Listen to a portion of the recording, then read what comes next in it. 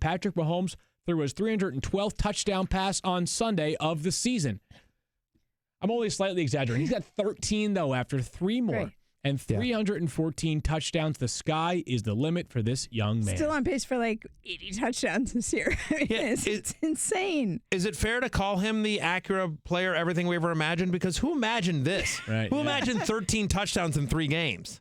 Honestly, other than Patrick Mahomes himself, Maybe probably Andy nobody. Reid. Yeah. Maybe Andy Reid. You know. By the way, I think if you talk to Patrick Mahomes, he wouldn't say that. But I got a chance to interview him this summer. I've actually spent a couple of different times with him.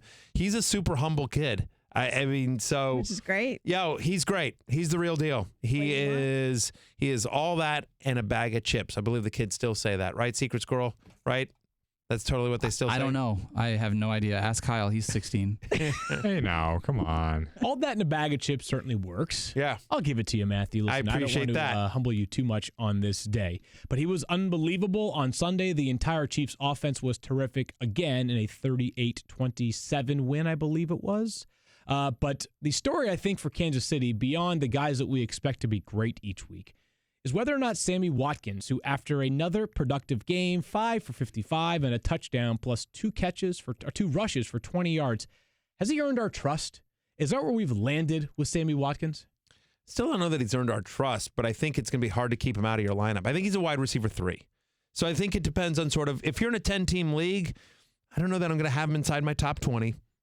You know, and next week, honestly, Redskins and Panthers, the only teams that are on bye. So the only guy that's really truly out is Devin Funchess. So I think it sort of depends on who else you have on your team.